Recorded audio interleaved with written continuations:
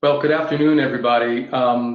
This is Steve Nicholas, Vice President for U.S. Programs at the Institute for Sustainable Communities, and I just want to begin this this webinar titled "Financing Clean Energy in Your City: The Potential for Urban Green Banks in the U.S." I just want to begin by welcoming everybody and thanking everybody very much for their time and interest. The response to this webinar offering was amazing and somewhat overwhelming. For those of you who are not familiar with ISC, just a real quick primer. We are a 27-plus-year-old international social profit organization. We focus on building the capacity for sustainable development at the community scale, and we do this through a mix of training, technical assistance, peer learning and networking services, and knowledge development and transfer.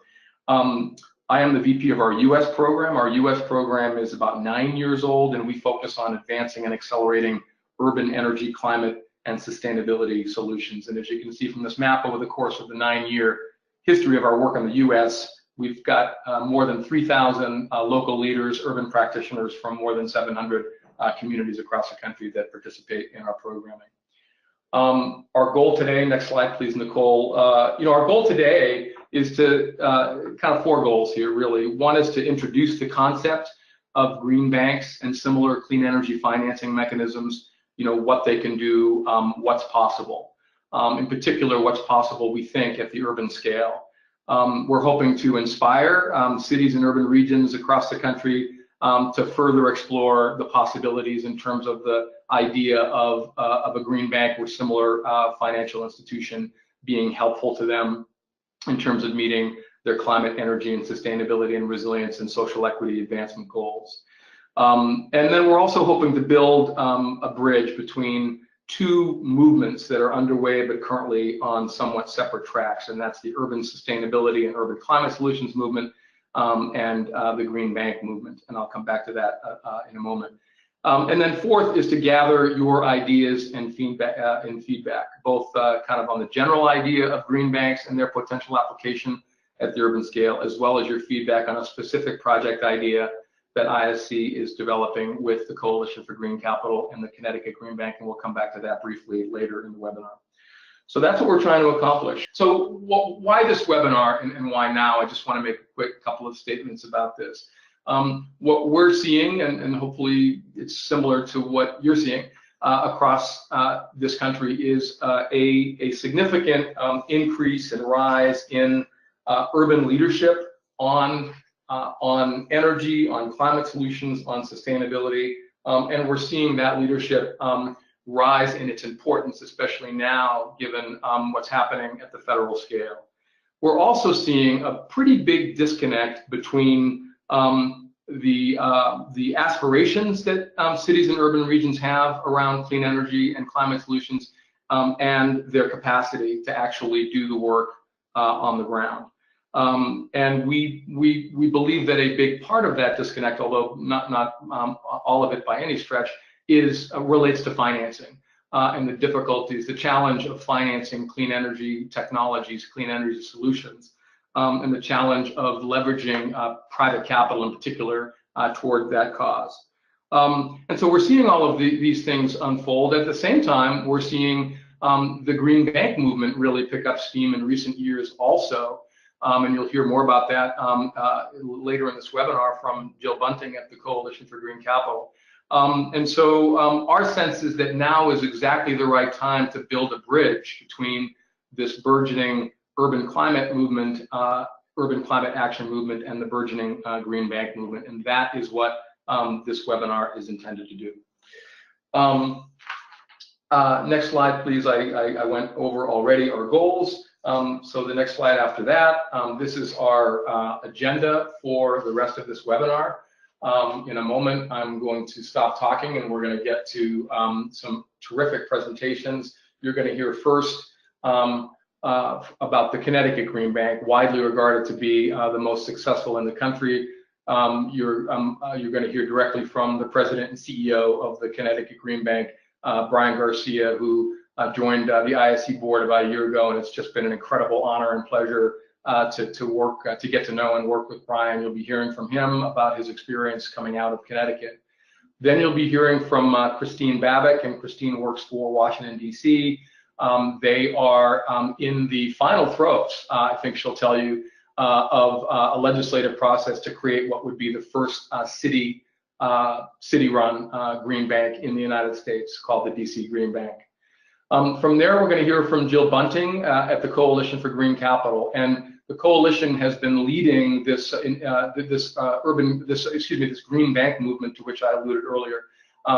The Coalition for Green Capital is very much the institution behind the curtain, if you will, in terms of an organization that has been in a largely under the radar screen way, making green banks happen all over the world, actually, at the national scale, at the state scale, and increasingly at the urban scale. So you'll be hearing from Jill, and then I'll be wrapping us up and segueing us into the questions and answers that will be the last half hour or so of this webinar. You know, what is a green bank? And you're going to hear much more in detail from Brian and Christine and Jill, but we wanted to put forward this kind of standard definition of a green bank, just as, you know, by way of context.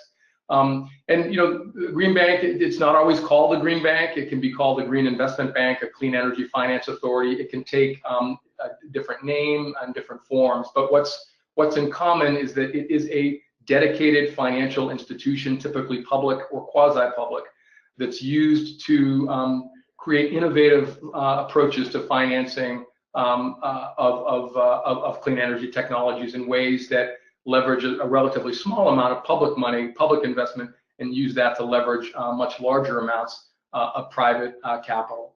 And it's also worth noting, and one of the reasons that we at ISC are so excited about the green bank idea and its potential application at the urban scale, is that it's not just about, if it's done right, it's not just about advancing energy, clean energy and climate goals, but it can also help communities advance their economic development goals, as well as, importantly, their goals around advancing inclusion and social and racial equity.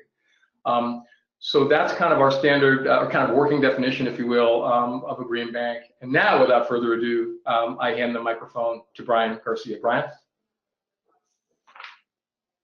Great. Thank you, Steve, for that introduction, and Nicole for organizing the webinar. It is great to be here with you all today. I wanted to start off by just commending all of you as the urban leaders, the sustainability leaders, because you are, in fact, at the front lines of delivering the green economy. So when I see Steve's slide up there about 700 communities and 3,000 practitioners, it is you who are the interface with families and businesses who will benefit from the green economy. So it's really incredible. I love your work. You are where all of this capital and good gets mobilized. So just want to commend you all. Now, the challenge is how do we go about connecting the willingness and desires of end users? And this can be municipalities, small businesses, residents, single family, multifamily, affordable housing, market rate housing. How do we connect them to the green economy? How can we provide them with the access to capital to help them finance green energy improvements? So Steve did a lot to describe what a green bank is. We'll talk a little bit about what Connecticut is doing to give you a further flavor of that. We'll hear about DC, and Jill will talk about what's happening across the country. But I just wanted to say that, you know, ISC, the Institute for Sustainable Communities, working with the Coalition for Green Capital, is a great start to how we think about ways of trying to connect capital to customers. So let me start off with just high level the motivations for the creation of the Connecticut Green Bank. And this isn't any different than all of you have, right? I mean, if we probably looked at your goals, your climate goals, your job goals, we have a lot of overlap here. So in Connecticut, we have a cheaper, cleaner, and more reliable sources of energy goal, while also delivering the economic development that we want to see in the green economy. But we go about it in a variety of ways, and Steve raised a number of these. So, you know, first is how do we attract and deploy private capital investment to finance the clean energy policy goals for Connecticut? So I'm sure as all of you are going about establishing targets and goals and implementing plans, if you did a back of the envelope estimate of how much it's going to cost to implement that plan, what's the level of capital required, you'll quickly see that you need to get beyond availability of public funds.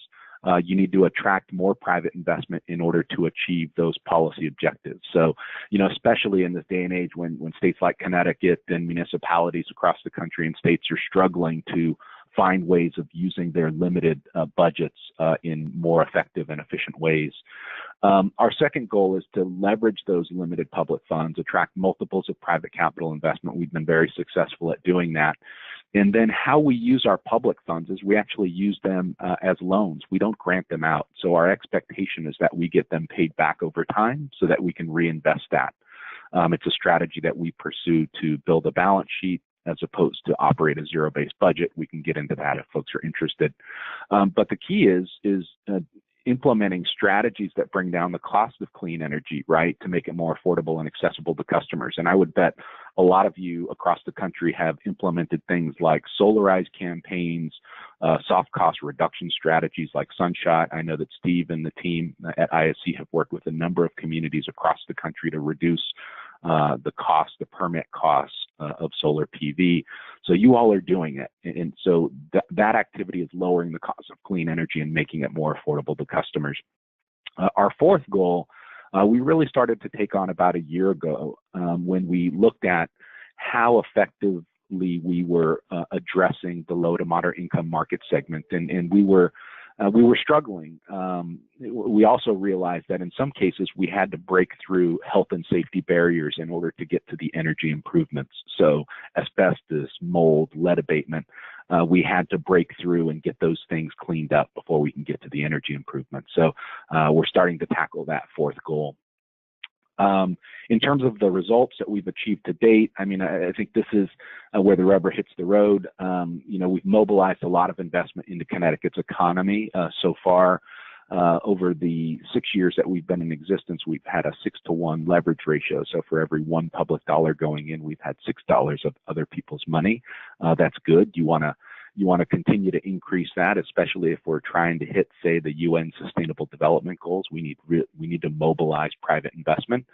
While making these investments, we've helped reduce the energy burden on families and businesses. So that's to say that we're seeing more clean energy be deployed, and the cost of that clean energy are actually lowering the energy burden on households and businesses. We all know that doing this work creates jobs. Connecticut is struggling for job creation. The clean energy economy is helping drive the creation of jobs in our state. And then lastly, we get the global benefit of more clean energy deployment from the perspective of reduced greenhouse gas emissions. So as a result of all of that, last year, the Kennedy School at Harvard University and the Ash Center awarded the Connecticut Green Bank the Innovations in American Government Award. It is a great honor, but we are side by side with a number of county level and other state level green banks across the country. Specifically our partners in New York, the New York Green Bank, they are innovating now like crazy, and it's great to see that Governor Cuomo's leadership to try to take that model national, which is great. So lots of innovation happening from the Green Bank movement.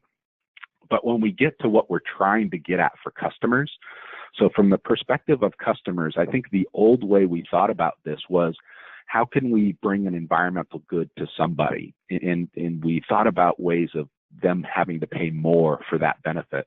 Well, actually today, we can actually deliver them a better product, a cleaner product, something that's more reliable and healthier, and we can do it at a cost to them that is less than what they're currently paying.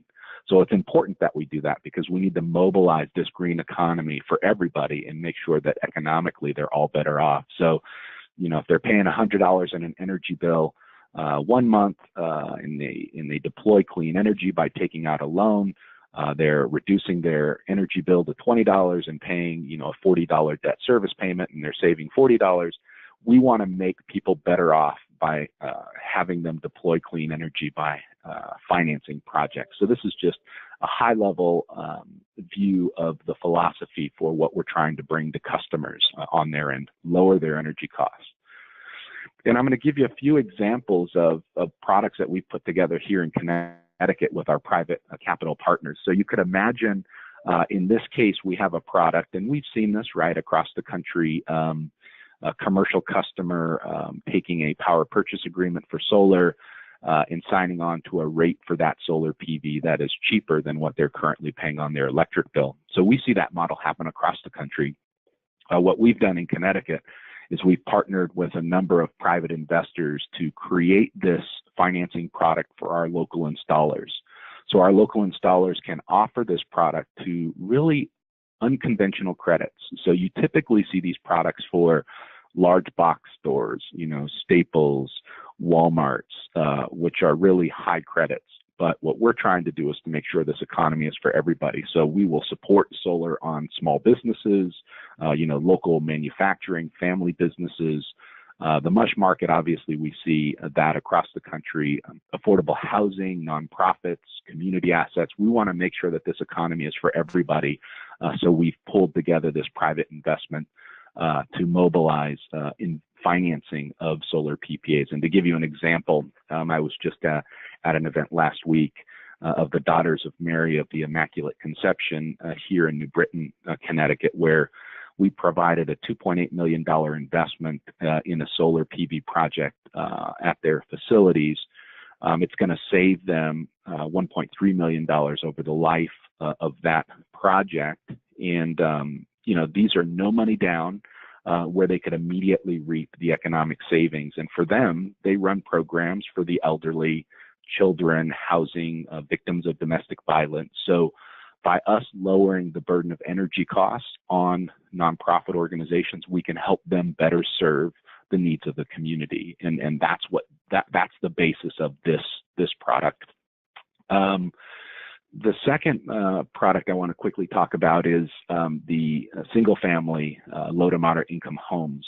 One of the things that we discovered when we took a look at how residential solar PV was being deployed in Connecticut back in 2014, the University of Connecticut did a study on LMI distribution, and it was clear that we were failing to reach this market segment.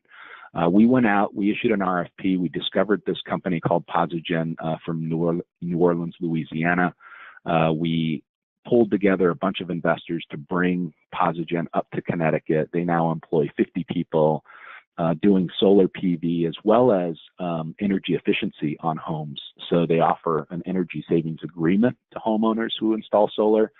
They'll pay $10 more per month for that energy savings agreement for 20 years, and that gets them $2,500 worth of energy efficiency done up front to their home. So it's been great because what we've seen over time now in Connecticut is that we're starting to bridge the gap between the low to moderate income households and the non-LMI households. So if you take a look at this chart here, back in 2012, this is when we were failing.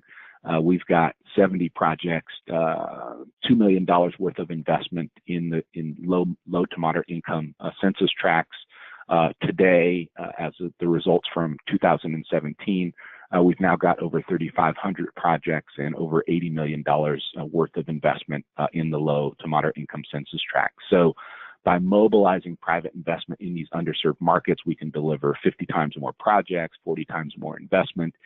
And I've been going around quite a bit lately, especially following on the Daughters of Mary, with having read the encyclical recently. And when we think about what we're doing here, I think the essence of the encyclical really speaks to not only environmental protection, but social justice. And it's important that we ensure that this green economy is for everyone. And that really leads me to my last slide here, which is that we were completely inspired last year when we went through this process with the Ash Center at Harvard. We discovered Mayor Bowser's words and her interests in terms of creating the DC Green Bank. And we really believed in what she had to say, that this green economy we need to ensure is for everybody, and we need to mobilize more private investment in our respective green economies. So we are driven by it, we are inspired by it, and that's, again, just to honor all of you who are at the front lines of connecting capital to customers. The more of that we can do, the quicker we can accelerate our pace to the green economy. And With that, I am going to turn the page a bit and introduce Christine Babic, who is the program analyst for the DC Department of Energy and Environment. So, Christine, I turn it over to you. Thank you. Thanks, Brian. Okay, good afternoon, everyone. Thank you so much for joining. My name is Christine Babic. I work for the DC DOEE, and the district hired me last fall from the private sector to help them coordinate the launch of the DC Green Bank. I want to thank also ISC and CGC for inviting me to speak with you today and tell you a little bit about where we are on our launch. So as many of you probably know, DC is in the process of launching one of the first city-based green banks in the country. Mayor Bowser introduced our formative legislation to the City Council last April. We anticipate full enactment of that legislation by the end of this first quarter, if not the beginning of next quarter. And the impetus for our green bank formation is really similar to why Connecticut started their green bank and to why many others have, and probably why a lot of you are here looking to start your own today. Our motivations are rooted in our city's aggressive sustainability goals and the recognition that achieving those goals is going to be very costly. For us, it started with Sustainable DC, which was the city's major planning effort to make DC the most sustainable city in the country. That effort was launched in 2011. It's being coordinated by the DOEE and the Office of Planning, and over the years has involved the input of thousands of our community members. We're also undergoing the 2.0 initiative right now to get even more stakeholders involved and update everyone on our progress. The plan has a number of specific and measurable goals in a wide variety of areas, from job creation to the promotion of health for our citizens and our environment. But a couple of the goals that I want to particularly highlight today involve carbon emissions. We are working to reduce the carbon emissions in the city by 50% by 2032. And Mayor Bowser recently upped the ante on us in December by declaring at the North American Climate Summit that DC is committed to reducing our carbon emissions by 100% by 2050, becoming fully carbon neutral and climate resilient by that time. The district is also committed to meeting our renewable portfolio standard requirements that state that 50% of the energy consumed in the district must be generated by renewable sources by 2032, with a specific mandate that 5% of that be solar. And even beyond the sustainability issues, there's an economic impact for us to consider. This is particularly important for those of you who might be from cities in which sustainability is a politically charged word. DOEE analysis, for example, showed that the district spends $1.8 billion every year on the purchase of fossil fuels, and most of that money does not stay local, meaning that we're missing out on jobs and economic development, all for the purchase of a commodity that is polluting our city. Now, if we're going to meet the mayor's goal of full carbon neutrality by 2015, then as I said, we're going to need massive investments in energy efficiency and renewable energy, and public dollars alone cannot meet that need. I have seen studies that estimate up to $2.8 billion worth of energy efficiency and renewable energy investment potential in the district alone. So, in order to unlock new financing models in the city, we need to create an entity that wasn't the government, that could maintain a private market orientation and attract the collaboration of our financial industry.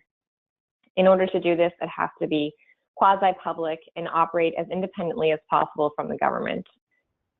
Green banks have shown success doing this elsewhere, and we felt that there was a lot of potential locally to have a very successful green bank as well. What you're looking at here is a little bit of a sneak peek for on our draft vision and mission statements. These are still a draft form because they haven't been adopted by a board of the Green Bank yet, because we don't have a board yet, but we will soon.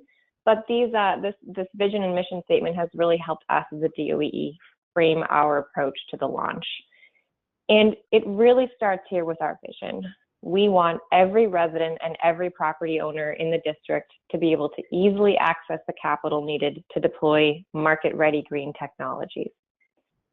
And our mission specifically then of the DC Green Bank is therefore to cut down on those barriers that currently exist and catalyze private sector investment in sustainable projects.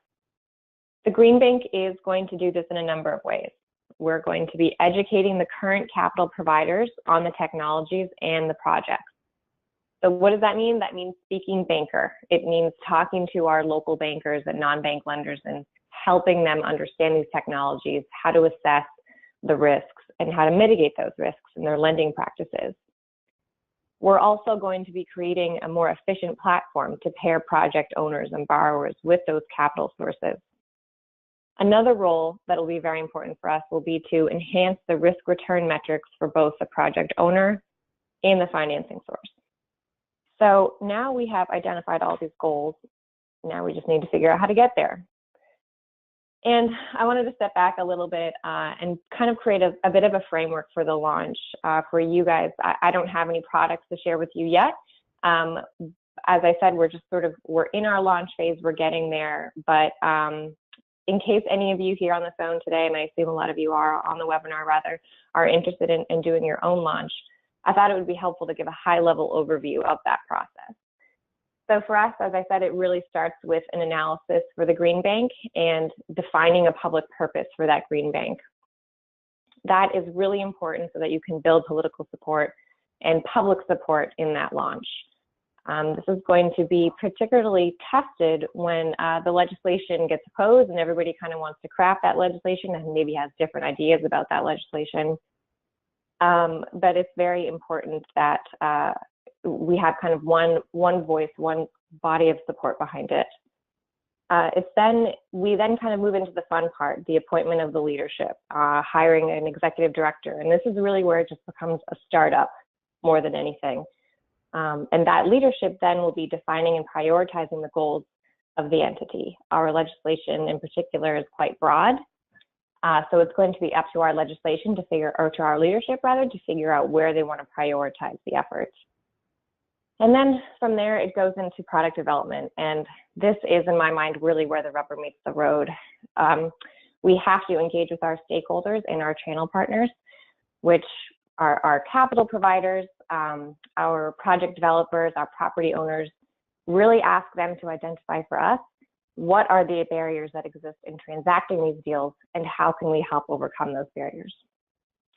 So with that, I'll pass it off to Jill at CGC and just tell anybody on the webinar today to please don't hesitate to reach out to me at DC if you want to hear a little bit more about our process. Thanks so much, Christine, and Brian and Steve for giving those presentations. My name is Jill Bunting. I'm a program director at the Coalition for Green Capital. CGC is a national nonprofit that works with stakeholders across the country and now around the world to create dedicated clean energy finance institutions, also known as green banks. In Steve's words, we're behind the curtain on green banks, which is a framing I really like, but I would just add that we're behind the curtain with some really, really great partners like Connecticut and DC and New York and ISC. So it's been a really great experience over the last 5 years or so to sort of watch this community evolve around the country and see the impact that we're creating.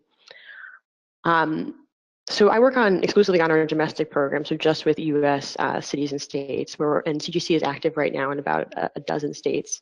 Historically, CGC in the US has helped establish 6 green banks, which have at this point mobilized over $2 billion of public and private capital into clean energy markets. So just on a dollars level, we're seeing a tremendous impact from these institutions. I wanted to touch briefly on something that a few other presenters have mentioned, which is a great feature of green banks is their diversity. So while all those institutions have the goal of increasing clean energy investment in the geography, there's also a way for them to address a number of other policy priorities that they might have in their particular area. And this might mean supporting low and moderate income markets, supporting local energy innovation, addressing energy affordability. All those things are things that green banks can be a great tool for addressing and meeting a variety of needs. The last thing I'll say before I jump in is that since we're sort of active in several markets, CGC's role gives us a good vantage point for seeing how this movement is evolving overall and some of the trends. And we're especially excited about the growing interest in energy around urban green banks. So this is a really timely webinar, and it's great to see so many folks who are sort of at the beginning of the process thinking about if this is a tool that might work in their geography. So in terms of why urban green banks now, I'll just touch briefly on a few of the big broad trends that we're seeing and that are driving interest in and work on urban scale green banks. The first is something I think Steve did a really great job framing up front, which is that urban areas and urban green banks just represent a massive opportunity for impact. Globally, cities account for the majority of energy use and I think over 70% of carbon emissions. So just on the environmental story, there's a lot to say about the importance of urban areas and urban programs. Additionally, as Steve mentioned, there's fewer pathways for federal and state support for energy and other sort of related policy priorities. And at the same time, on the other side of the coin, we're seeing this growing interest at the local level from institutions and individuals who have dollars and are looking for ways to put them to work to benefit their community. And green banks are sort of a great opportunity for those stakeholders to come together and think about the right products and the right institutions to make an impact. So on the product side, I think there's a growing recognition that cities often have a unique regulatory, economic, and energy characteristics that could benefit from financing solutions. And we heard from Brian and Christine about how some of those dynamics have affected the sort of products and decisions they've made at their institutions. For example, on the economic side, we do a little bit of work out in the West, and some cities have told us that the project sizes that they're looking at for PACE or sort of other types of energy efficiency financing fall below the minimum thresholds for national or even state actors to really get interested in those deals. Or maybe those projects require deal terms that are longer than what a local bank can accommodate.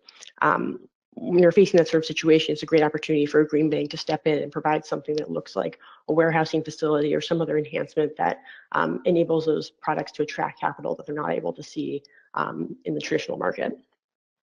On the energy use side, cities often have sort of very different housing stocks or energy characteristics from even the surrounding areas. I'm based in New York, and a city like New York City just has a very different profile than even the suburbs or the surrounding areas. Specialty financing organizations, for example, NYSEG in New York City, can provide customized tools for helping financiers and project developers assess the market, think about the financial economics behind the projects, and come up with financing solutions that work for that specific market and that specific market need. And then lastly, on the other side of the product design is capital and having the right flexibility for capital providers. We've heard from local capital providers, and that's both private capital, public capital, and philanthropic capital, that they're really interested in being able to invest in clean energy and especially local clean energy, but they can't do so at the scales or on the terms of larger institutions. And they're sort of seeing a dearth of products in the market that will enable them to actually put dollars to work. Urban level green banks are a great space for capital providers to collaborate on the investment vehicles that will both work for the capital providers and also work for the market that they're looking to put dollars into. As Christine said, this really means speaking banker and thinking about what are the right terms and what are the right instruments that a green bank can bring to the market to help attract that local component. There are a lot of great examples of this kind of collaboration between capital providers and green banks themselves. And Connecticut has so many great products that I think Brian can't even tell you about all of them, but I'll just call out one right here, which is their SMART-E program, which is a residential energy efficiency lending program that was really developed in partnership with many local banking institutions to help them put more dollars to work in helping homeowners save money in Connecticut. It's been hugely successful.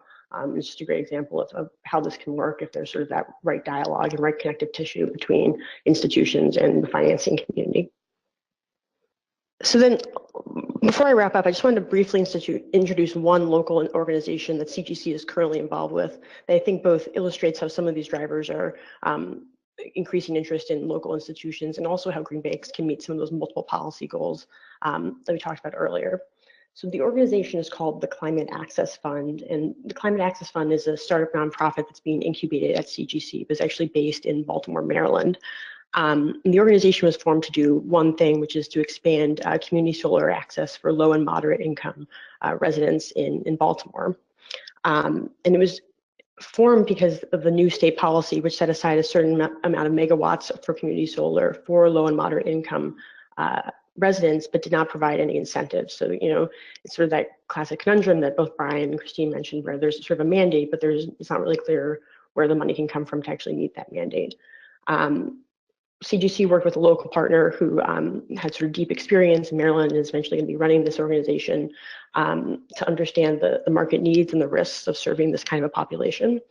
And as a local and new institution, the Climate Access Fund has the flexibility to design a product structure that really speaks to that specific gap in the Maryland market.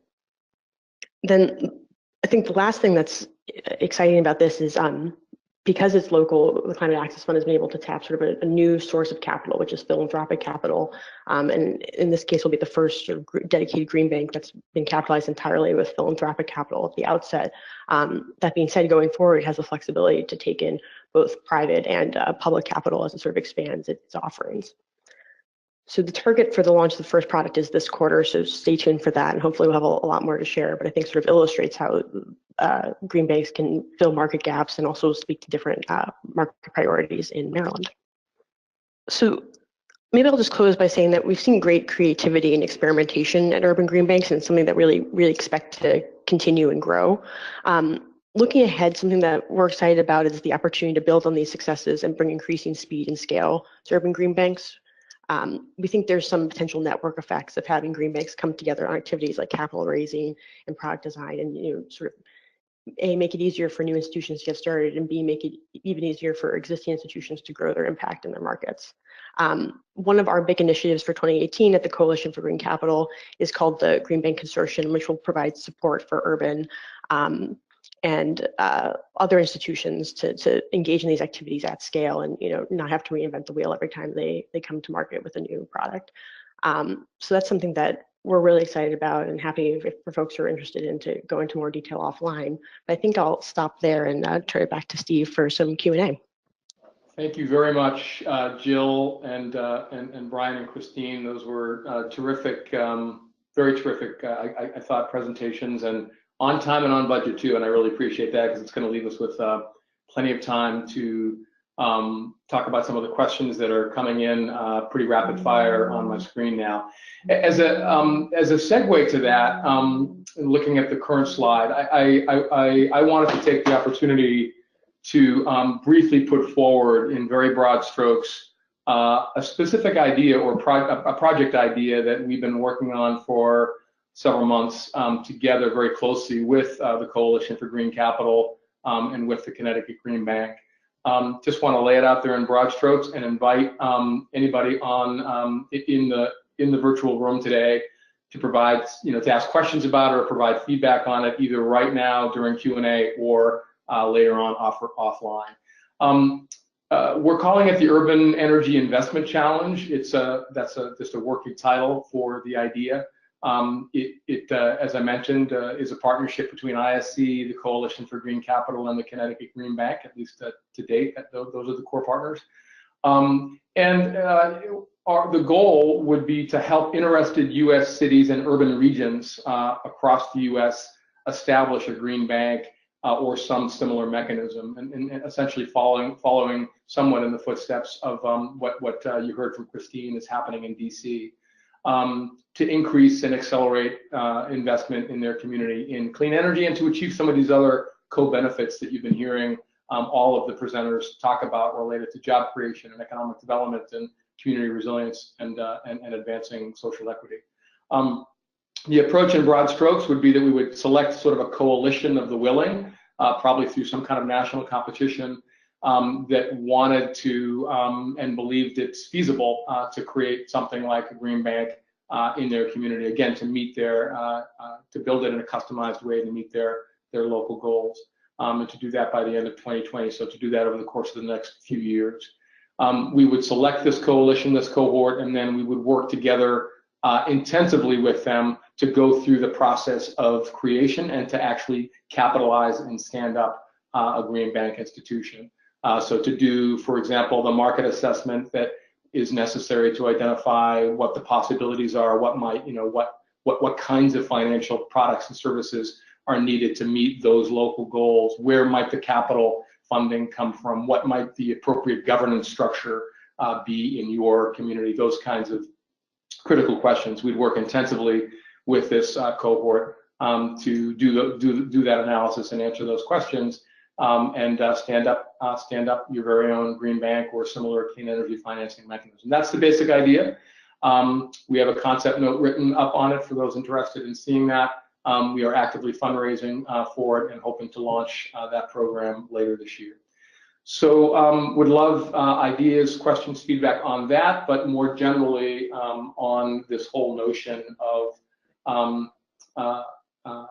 green banks or similar financing mechanisms at the urban scale. With that, I'm going to go ahead and segue us right into the questions.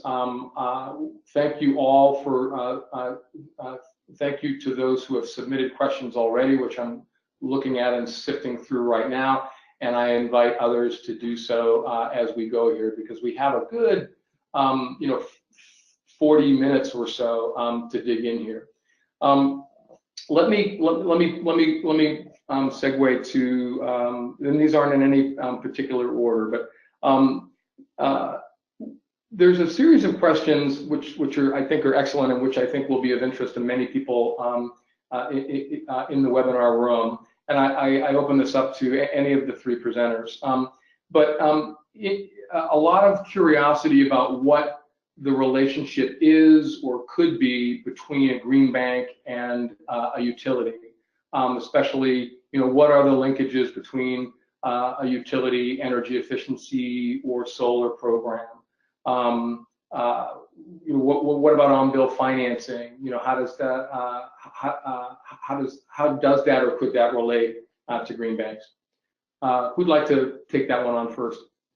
Steve, this is Brian. Why don't I jump into that? That's a great question.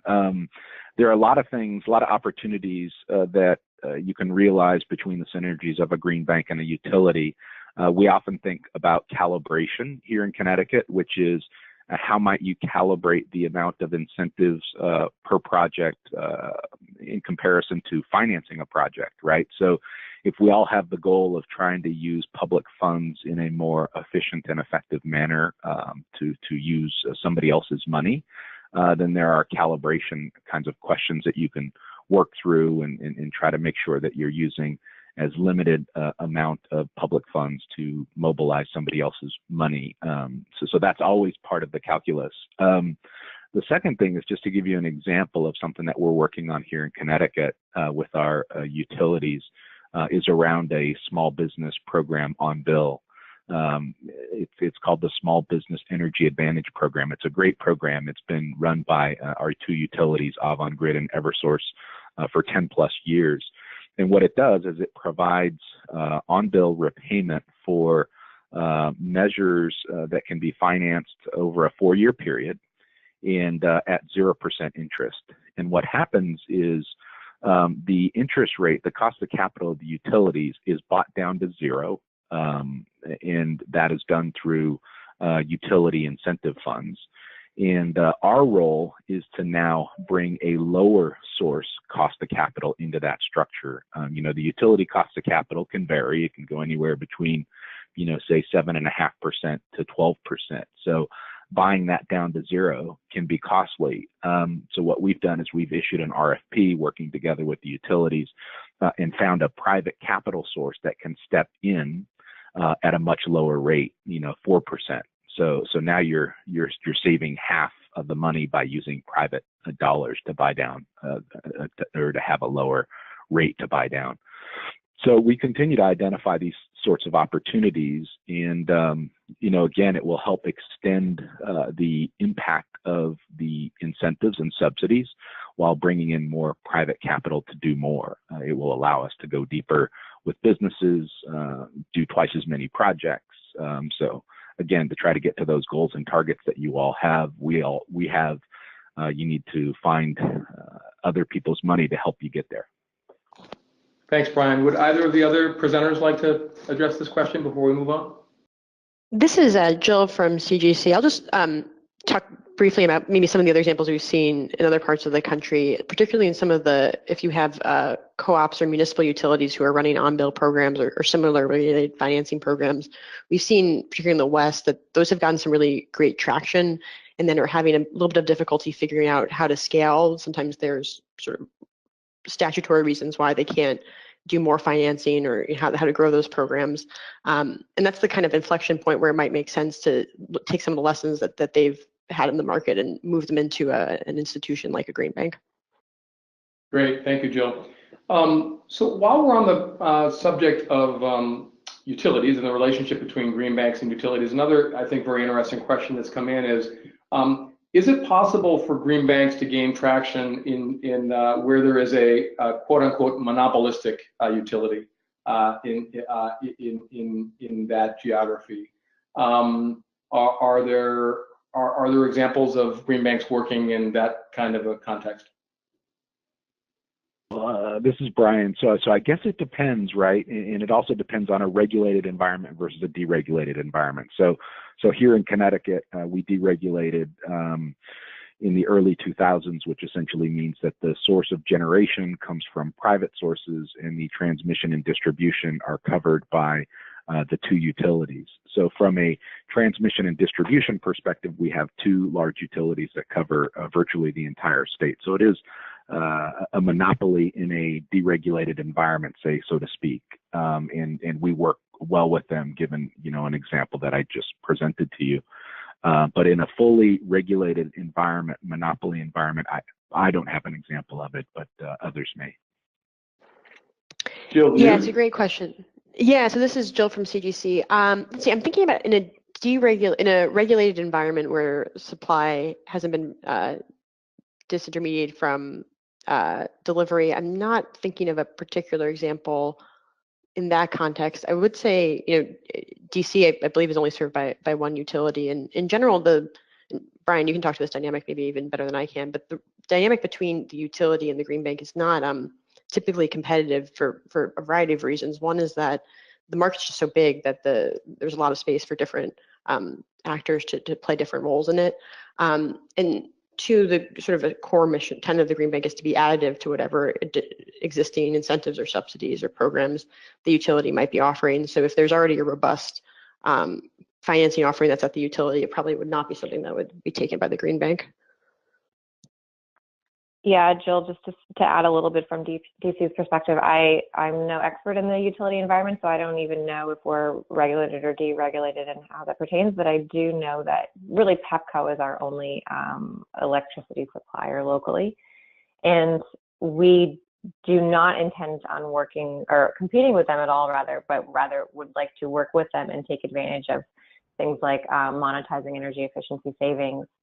How we do that maintains or still has to be worked out, but we have every intention of but I think that's one of the important roles of the green bank, is to be a high level organization in a way that understands what all of the other actors are doing in the space, and to hopefully coordinate directly or promote coordination between all of those actors. And this is Brian, just to add a little further there, and forgive me for jumping into some kind of technical speak on the utility side. So the utility programs tend to focus on delivering all cost-effective energy efficiency, which is to say that they follow a total resource cost test to make sure that what they're incentivizing is delivering savings back that are commensurate with the subsidies that they're putting out. So what they tend to support are the important low-hanging fruit measures, let's say up to 5-year payback measures. What green banks do, what we've seen in Connecticut, is it helps the customer go deeper because it's now providing them access to capital, larger amounts of money that allows them to go for the harder fruit, the 5 to 20-year payback measures. So working together, we're actually able to deliver the low-hanging fruit and the deeper measures by providing that customer with a combination, a calibration of incentives and access to financing that allows them to realize the full potential of energy savings on their building. Great, thanks to all the presenters for those responses. A kind of a related question that's come in, a bit broader in its focus, is, obviously, is it a regulated or a deregulated environment? Where is the utility on this continuum? Those are important factors. Some of our participants wanting to hear more broadly from the presenters on are there some things that would make a green bank a non-starter in a certain geography? Conversely, what are some of the signs of readiness for a geography in your opinions? Yeah, so this is Jill. I'll throw a couple high-level responses to that. On the things that would make it a non-starter, I think what we've seen is there's not something that's not a single thing that's make or break for a green bank as a concept. What can be barriers is make or break for a particular pathway. So in many geographies, maybe there's just not the legislative interest or dollars available to push through a legislative action. Conversely, that can be also the case at the regulatory level. It's unlikely, or in our experience, we haven't seen a situation where sort of all the possible creation pathways, of which there are maybe half a dozen or so, are blocked in a given area. So it's more about thinking creatively about who are the right stakeholders who want this, and how can we actually get them together to get behind this as an institution.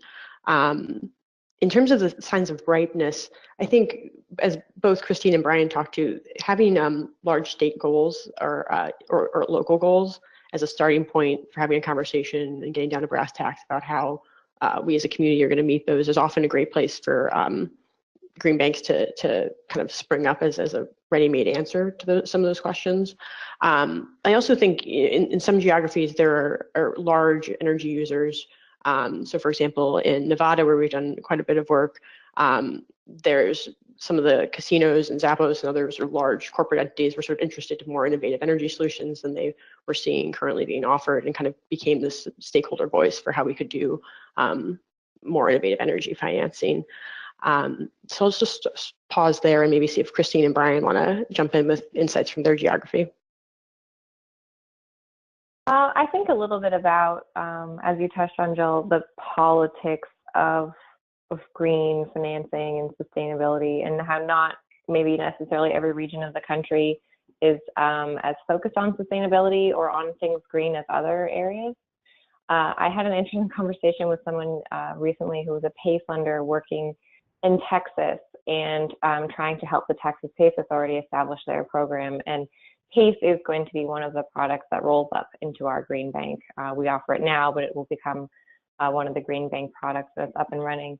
And that individual told me that they spoke to a whole room full of lenders and energy developers. And Texas has a lot of energy production, wind energy in particular right now, that they're trying to finance. And he didn't once say green or sustainable. What he talked about was accessing capital, reducing costs, reducing risk, and that played really well.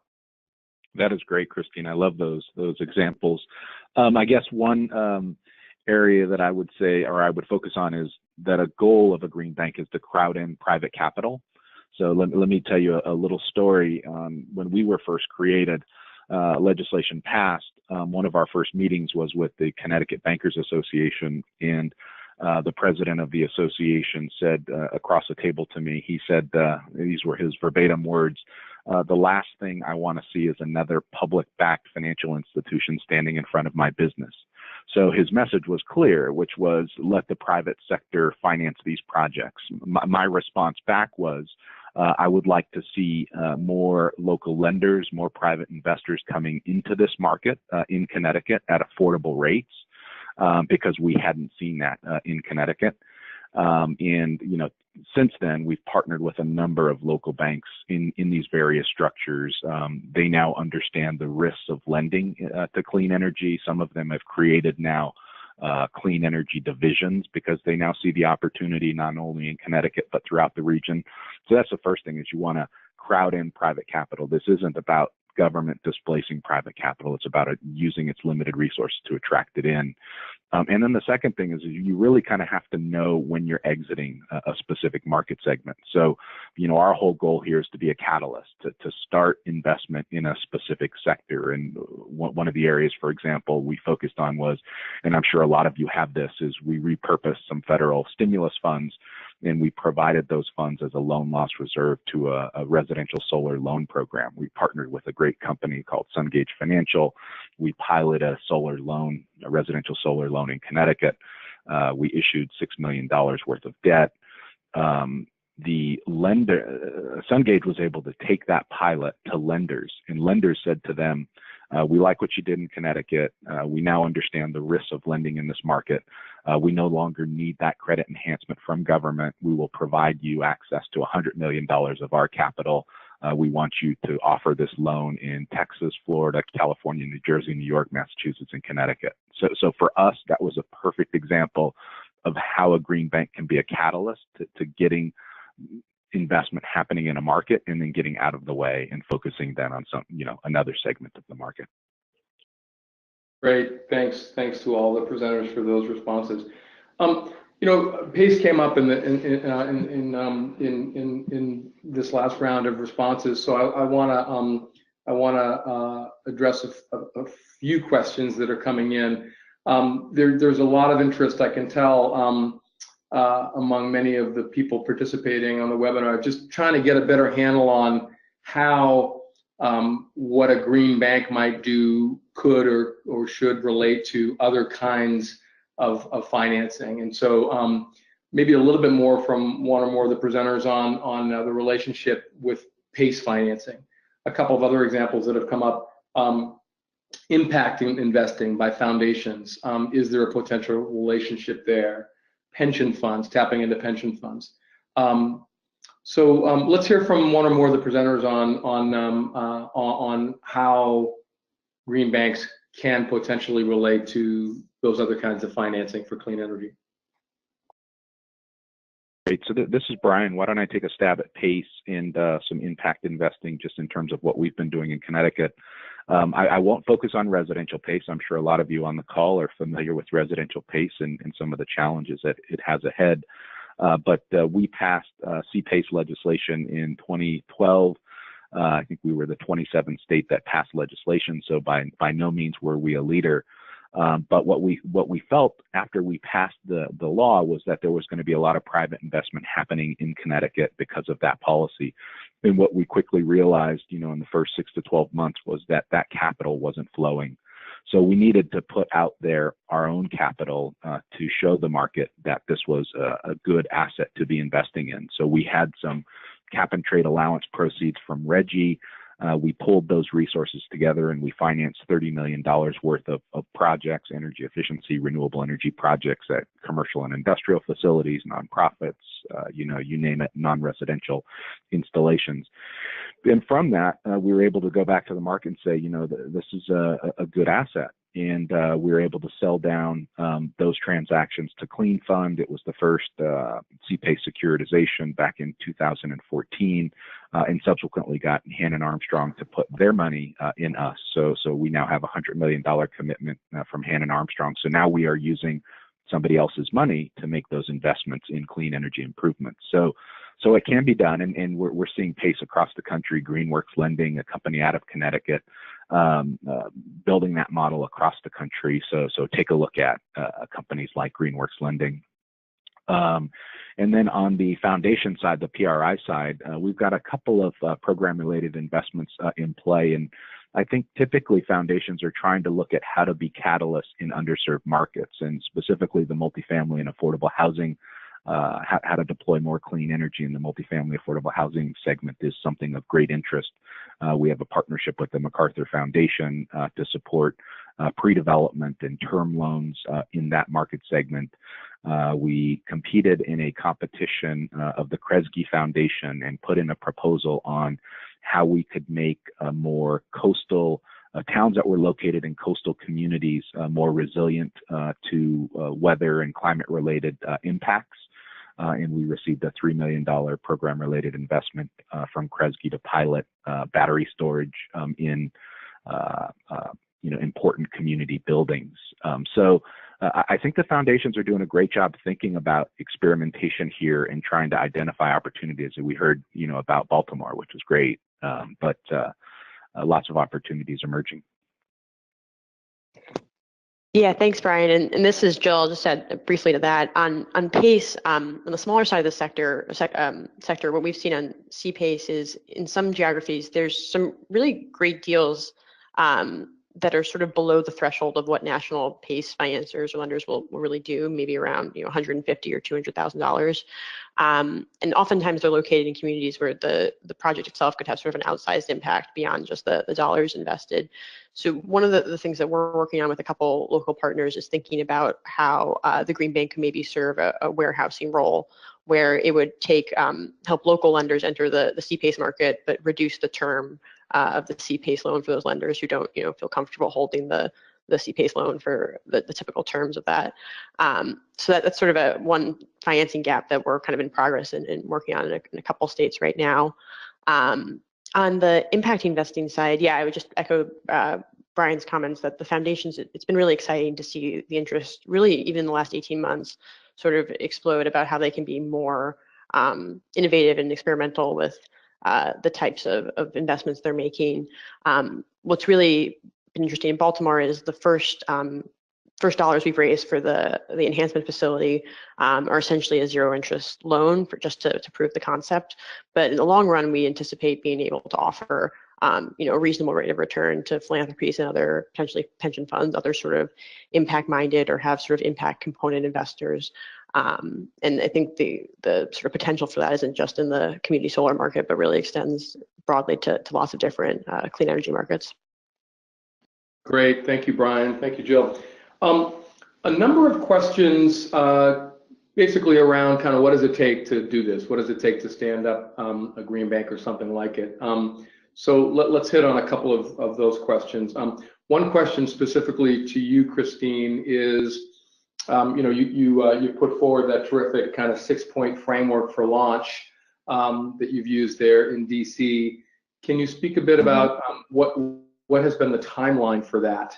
And what would you identify as sort of one or two of the key barriers you've faced along the way, and then one or two of the success factors so far?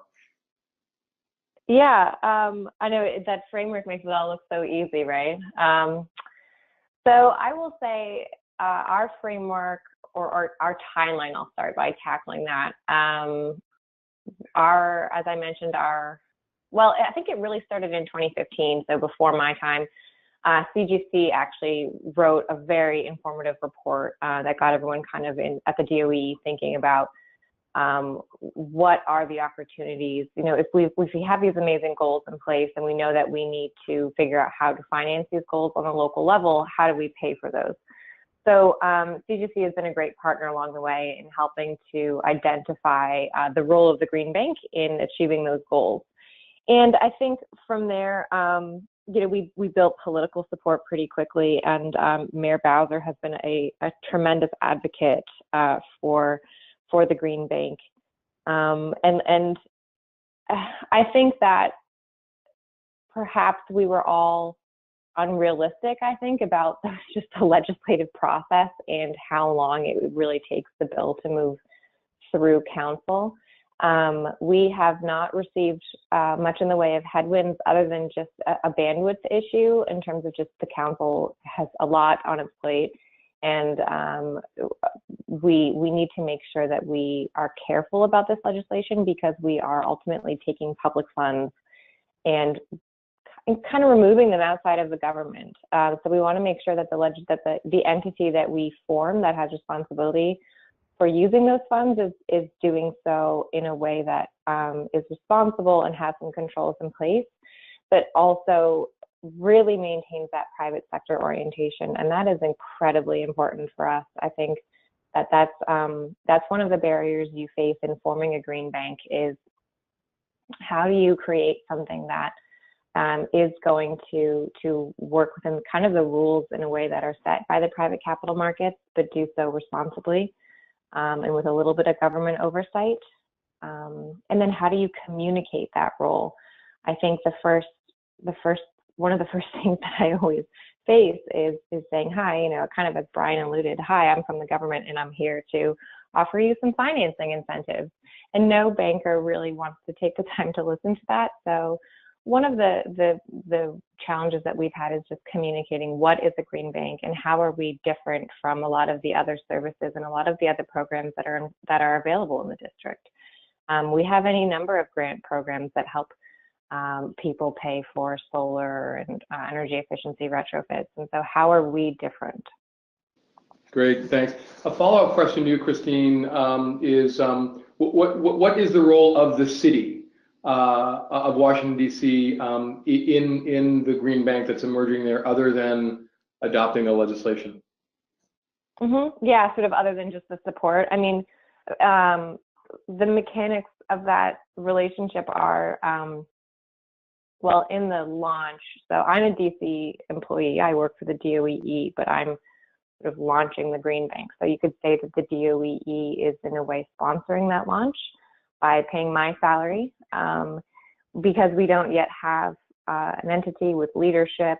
All of the services and all of the advisors that are involved in creating the entity are coming out of the DOEE. And then once that entity is up and running and the bank is launched, and it will have separate office space, it will have separate hiring and procurement practices from the government. Green bank employees will not be government employees; they will be green bank employees. The DOE's relationship will then be one of, say, like broad oversight, in that, for example, we will, I think, oversee any conflict of interest issues that may come up. So little details like that, the DOE is still involved, but it's going to be in its day-to-day operation, a wholly independent entity. Great, thank you for that. Another question that's come in that's kind of related to what does it take to pull this off, and this is to all of the presenters, not just you, Christine, but question about whether all three of you have a financial background, and or how necessary is having a financial background to being successful in launching a green bank? You need bankers. Yeah. Sorry. I mean, so this is being born out of a public entity, and so that's, very policy forward, policy centric people, which is just as important. But I think that you need people either advising you or on staff that are investment bankers that understand the chief concerns of all of your potential capital providers, and because they've lived that life. They've done that job. So this is Brian. My background is, I'm not a banker. I have a finance degree, but I'm not a banker. I think my expertise comes in being able to understand how public policy, having a stable public policy, can be a vehicle to attract private investment. So I think there's a balance, and I don't think this is a recommendation to go out and find bankers for all of these local green banks. I think there are ways of substituting that. The efforts of what CGC and Jill is doing with the consortium, and what New York Green Bank is doing with trying to pool funds. There are other ways for you to access a green banker, somebody who can speak the language of finance to local lenders, because it's a language, right? So and local lenders need to be confident and comfortable with those capabilities. So I think you can augment it rather than build it, and I think that would be one of the challenges that we'd have to think through in the structure of this project. How can others fulfill that kind of role without necessarily having to build it? Yeah, and just following if I up can on add to that. Go for it, I just want to add quickly that while I was a banker, I do not feel that, to echo Brian's point, I think Brian makes a really good point. You don't need to go out and hire a banker to launch this thing. You can very much get those services in any number of other means. Yeah, just to add briefly to that, I would just say that usually when we see green bank efforts bubbling up around the country, it's not from the first people around the table are usually not from the financial community and don't have that finance background. But luckily, as the community sort of evolved over the last 5 or 8 years, there's this deep bench of folks from around the country who can kind of come in and pinch in and provide that expertise and think about the right folks to bring in, such that when you're actually talking to capital providers, there's that skill sets in the room. Great, thank you to all the presenters. Time for a couple more. There's a series of questions around a certain theme, so I want to go there next. And frankly, it's something that we've been noodling on a lot here at ISC and also at the Coalition for Green Capital as we've been developing our ideas around this in terms of how we can help make more urban green banks happen. And that is,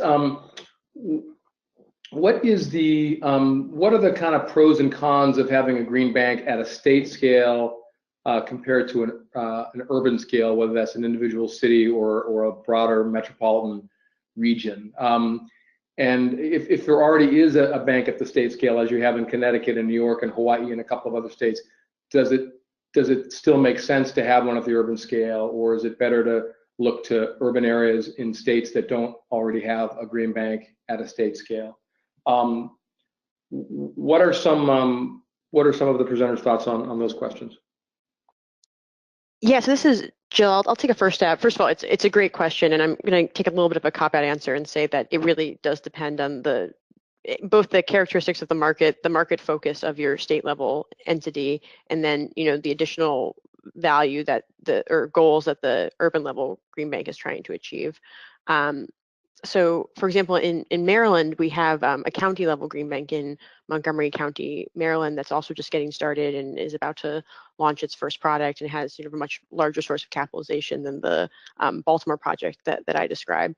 So there is some potential that there could be overlap between the community solar market and that one example. But as we were sort of thinking about starting the institution and talking to them about their product focus and the kind of goals that they were going to achieve, it sort of seemed clear that there was this opportunity for a focus that was really just about the low income portion or just about one sector of the market. And going forward, there are going to be some opportunities to partner on that project, but it made sense to sort of house that in its own institution. That might not be the case in every single market in every single urban area. So I think one of the first things that we try to do when we go into a new state, as Christine alluded to, is get the main market participants of clean energy finance around a table and do sort of a focused interview process with them to understand their future plans and to make sure that a new institution is really a value add in this market rather than sort of replicating existing efforts. And this is Brian. I think the answer to the question is to be determined. I don't think we've had enough time yet to really discern the effectiveness at the state level versus a sub-state level. Connecticut has 3.6 million people. Riverside County, that's running a very successful PACE program, residential PACE program, is 1.8 million people. So, it's all relative. The state versus the local level. So, to be determined. But I do think that, if a number, just coming back to say the Urban Energy Investment Challenge, if there are a couple of municipalities or a couple of cities and towns that are interested in this and yet don't want to set up a green bank themselves, maybe there's a way of collectively together saying we want to focus on X, Y, and Z areas because we have a shared interest in those areas. How can we mobilize programs or products or funds to invest in those areas? I think that's a conversation to be had with Jill and CGC and the consortium and the New York Green Bank and some of the things that we're thinking about here in Connecticut. But I think we'll know in a couple of years down the road how effective local level green banks can be. Great, thank you all. An interesting kind of comment suggestion that came in while we were having this conversation around the idea of maybe a green bank around, rather than around a geography, specifically around kind of an affinity of relationships. And the example given is a bank that served a broad university community, which could include that university's own capital investments, as well as engaging alumni, faculty, and the student body. So some interesting variations on the theme. Another question I want to put forward, because I think it's fascinating to talk through, and something that we also have been wrestling with, the partnership that's putting forward this Urban Energy Investment Challenge idea, and that is, what is the potential applicability of quote-unquote green banks to other aspects of, to financing other aspects of urban sustainability and resilience. And the specific example that's given in this question is living shorelines projects. Any comments on that? Christine, I'm wondering, my memory of the DC Green Bank legislation is that it includes projects outside of clean energy, for example, green stormwater infrastructure. Is that correct? It does, yeah. And we actually currently have, so our mandate is pretty broad and sort of opening up beyond just clean energy, but to water and energy efficiency. We currently have a stormwater credit trading program within the district that will be somehow figuring out how we align with those efforts as well. So we really are, to say that we're just our logo right now, for example, says that I think a clean energy finance solution. We might end up having to change that because we're broadening a little bit from that. Yeah, and Steve, this is Brian. I think it's a great question. I actually think the Green Bank model can apply to addressing a number of environmental problems, water, waste, and we're seeing this in other countries. The UK Green Investment Bank finances a number of waste reduction projects. The model is simply about how to use public funds more efficiently to attract private investment to get those projects done and delivering the services that are needed of them. The important thing is, though, that those projects have to have cash flows to them, right? Because it's financing. So somebody has to be paying for something that gets paid back over a period of time. But you can see this applied to farming, sustainable farming, transportation. We have in our definition that we can support alternative fuel vehicles and associated infrastructure, and we're thinking about that. I think transportation is our #1 GHG emitting sector in Connecticut. 40% of our emissions come from transportation. So yeah, it's a matter of folks out there, getting creative and thinking about how you can solve your local problems. Great, thank you, Brian and Christine. So a question around the extent to which green banks can help guide developers about what kinds of renewable energy developments make the most sense in that geography, through, for example, a request for proposals. Let's hear from presenters on that. It kind of reminds me of the PosiGen example that you put forward earlier, Brian. But can any of the presenters talk to that possibility of green banks actually, rather than just responding to proposals that come in, actually helping to channel investment toward specific types of clean energy technologies or solutions or market sectors? Yeah, so this is Jill. A couple examples of that. First of all, I think green banks have sort of a variety of roles they can play in helping specific markets grow and helping provide more transparency for private sector developers. One thing, for example, that New York does is they also have an RFP process, and they sort of classify their RFPs along various technology or other types of criteria. So that kind of gives clear direction to private sector actors about where the Green Bank is thinking of going and the types of projects that they're interested in financing. Sort of maybe more down the weeds, green banks also have this huge market development role to play that's not just about financing, but about bringing the right tools to help projects get over the finish line. And so, for example, in the NYSEG example that I touched on briefly in the opening remarks, they've created various tools for helping to think about the project economics for energy efficiency projects in New York City. And that's a kind of database tool that could be accessible to private sector developers as they're helping to think through what their ROI is, how they can get financing from other sources, et cetera. So those are some examples of how green banks can sort of channel investment in a particular way and sort of broadcast interest in a technology sector. Great, thank you, Jill. I'm gonna go ahead and wrap us up. We've got a few minutes left, but I wanna make issue a couple of thank yous, and then I also want to give a couple minutes for participants to fill out the post-webinar survey, if you would. That would really help us out, that feedback. This has been a terrific conversation. I want to thank all three presenters, Brian, Christine, and Jill. Terrific job. I want to thank Nicole Enright on the ISC team and Rob Youngs on the Coalition for Green Capital team for doing all of the legwork to make this run, I think, pretty smoothly. Hopefully it was smooth on your end as well. And then, of course, I want to thank all of you for taking your valuable time. We had close to 100 people on this webinar, which is just wonderful. Again, I want to encourage you to fill out the post webinar survey. Nicole, can you remind me where they access that? Sure. When you close your webinar screen at the end of this webinar, a new browser window will pop up with the survey. So we'd love for you to fill it out there. Also, the survey will be made available in the follow-up email, which will come tomorrow as a thank you. So that link will be there as well.